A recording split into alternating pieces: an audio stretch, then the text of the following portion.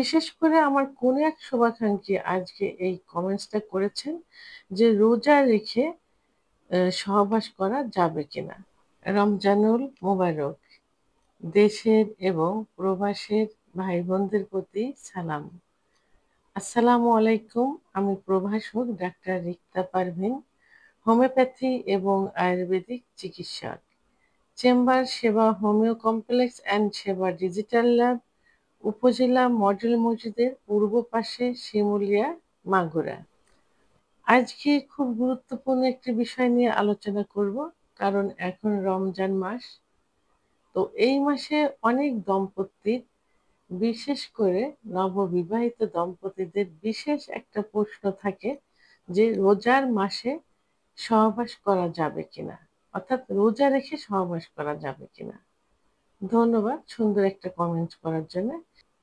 তো এই শুভাকাঙ্ক্ষী উদ্দেশ্যে, বিশেষ করে যারা অনেকেই কমেন্টস করছেন, তাদের উদ্দেশ্যে আজকের এই ভিডিওটি তৈরি করা। সাধারণত রোজা দিনে রাখা হয়। তো রোজার মাসে স্বামী স্ত্রী সর্বোচ্চ কি করতে পারেন? বিশেষ করে দিনে রোজা রাখা অবস্থায় একে অপরকে চুমা দিতে পারেন, আলিঙ্গন করতে পারেন। তো অনেক সময় দেখা যায় যে এই উম আ চুম্বন এবং আলিঙ্গন করতে গিয়ে অনেকে আ সহবাস পর্যন্ত করে ফেলে। আর সহবাস করতে রোজা ভেঙে যাবে। তো এইজন্য এই রোজার মাসে যারা নিজেকে কন্ট্রোল করতে পারবেন না, আ এবং যেহেতু রিস্ক থেকে যায়, সেক্ষেত্রে রোজা রেখে দিনে এই চুম্বন এবং আলিঙ্গন থেকে দূরে থাকাই উচিত। ১২ মাসে দীর্ঘ মা দিন কিন্তু অ্যা এই রোজার মাস থাকে না। এমনি সবাই অনেক ক্ষেত্রে, বিশেষ ক্ষেত্রে, কিছু উপলক্ষে এবং অনেকে আ অ রোজা রেখে থাকে এই রোজার মাস ছাড়াও। তা আমি বিশেষ করে রোজার মাসের উদ্দেশ্যে বলছি যে এ এই এই সময়টা স্বামী-স্ত্রীর এই আলিঙ্গন চুম্বন থেকে একটু দূরে থাকা উচিত, নিজেদেরকে সংযত রাখার জন্য। কারণ রোজার মাস সংযমের মাস, আত্মশুদ্ধির মাস। তো রোজা রেখে তো দিনে রাখা হয় এবং বাকিটা সময় যে থাকে রাতটা, তো এই রাত্রে তো সহবাস করা যায়। বিশেষ করে ইফতারের পরের থেকে সেহরির পূর্ব পর্যন্ত দীর্ঘ একটা সময় কিন্তু থাকে।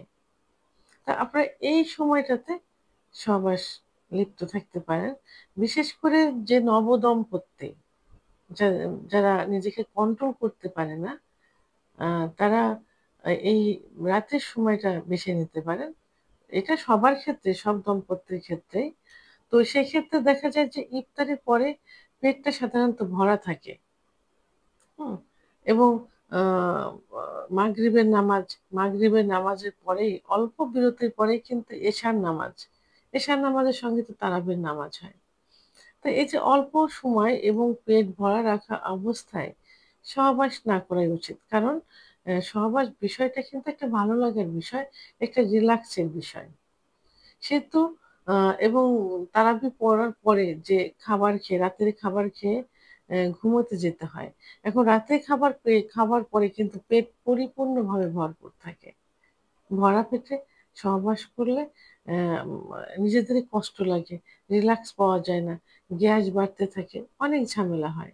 তো এখন এই তারাবি পড়ার পর খাবার খেয়ে একটা ঘুম দেওয়া যায় রিল্যাক্সে। ঘুমের পরে যে সেহরির সময়টা হয়, মা স সবাই সিহেরি খেতে ওঠে।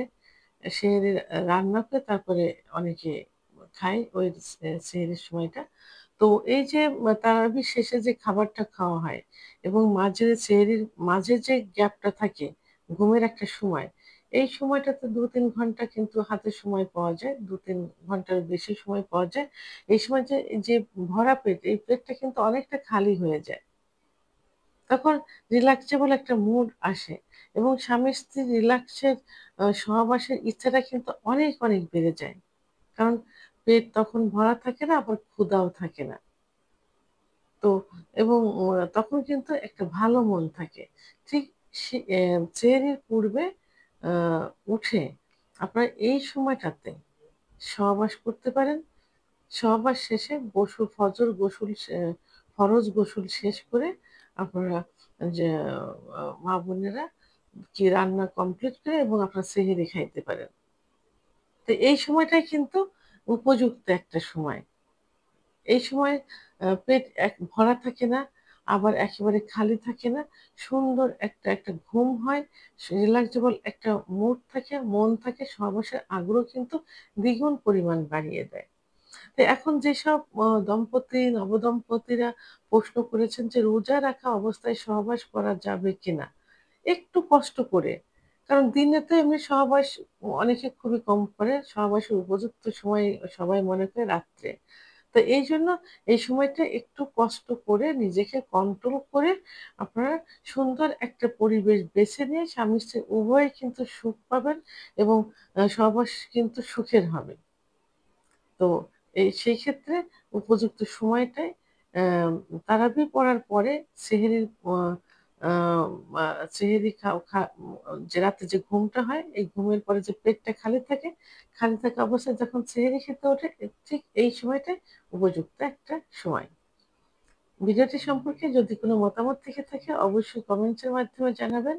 আর ভিডিওটি ভালো লাগলে লাইক, কমেন্ট, সাবস্ক্রাইব করে আমার সঙ্গে থাকুন। আল্লাহ হাফেজ।